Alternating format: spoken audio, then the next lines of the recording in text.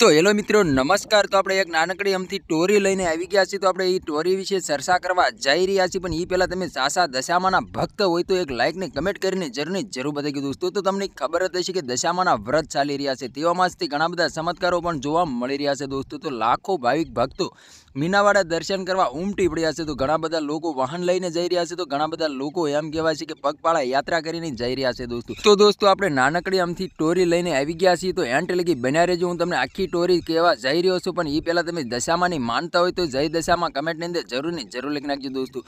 તો દોસ્તો એક નાનકડું અમથું ગામ હતું, ગામની અંદર એમ કહેવાય છે કે ઘણા બધા લોકો રહેતા હતા અને બધા લોકો ગરીબ હતા દોસ્તો, દાડી કરીને ઘર ચલાવતા હતા દોસ્તો। એક દિવસ બને છે એવું તમે સાંભળીને તમે પણ ચોંકી જવાના છો દોસ્તો। એમ કહેવાય છે કે એક દિવસ બને છે એવું દશામાના વ્રત ચાલતા હતા, તેવામાં જ તે એમ કહેવાય છે કે સાંજના ટાણે વરસાદ એટલો બધો પડ્યો કે વાત જ ના પૂછો દોસ્તો। નદી નાળા બધું છલકાઈ ગયું અને લોકોને ઘર બહાર પગ મૂકવાનું પણ વિચાર કરવો પડે એવો વરસાદ પડ્યો। તેવામાં જ તે લોકો એમ કહેવાય છે કે દશામાને યાદ કરીને રડવા લાગ્યા કે હે માં, તમે આ શું કર્યું કે અમારા નાના બાળકો પણ ભૂખ્યા અત્યારે સૂતા છે, તો આની માથે કાક તમે દયા કરો। ત્યાર પછી દશામાનો થયો એવડો મોટો ચમત્કાર કે વાત જ ના પૂછો। દશામાને એમ કહેવાય છે કે ચમત્કાર થતા જ તે ગામના લોકો બધા ભેગા મળીને દશામાને જોવા લાગ્યા કે આ શું થયું। તેવામાં જ તે દશામાં બોલ્યા કે તમારી ભક્તિથી હું પ્રસન્ન થઈશ, તો માંગો, તમે જે માંગશો એ તમને મળશે। ત્યાર પછી બધા લોકો એમ કહેવાય છે કે હાથ જોડીને પ્રાર્થના કરવા લાગે છે કે અમારું ગામ નાનું અમથું છે ને અમે એમ કહેવાય છે કે પેટ ભરવા માટે અમે દાડી કરીને પૈસા લાવતા હોય છે ને અમારું ગુજરાન ચલાવતા હોય છે, તો માં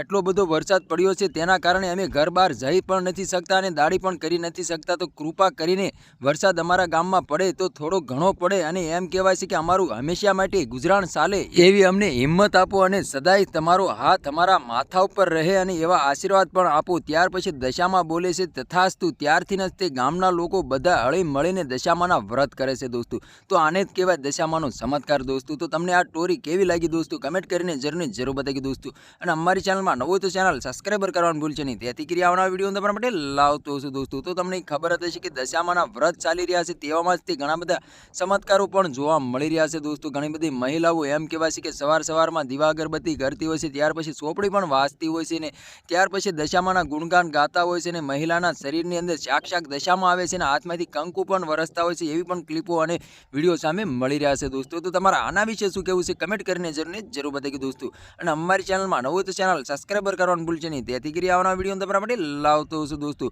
તો આ તો આજનો વિડીયો ગેમ લાઈક શેર ફરી યાર બીજા વિડીયો મળી, તબ તક કે लिए जय हिंद जय भारत। મળે એક વાર બીજા વિડીયો તબ તક કે लिए बाय बाय।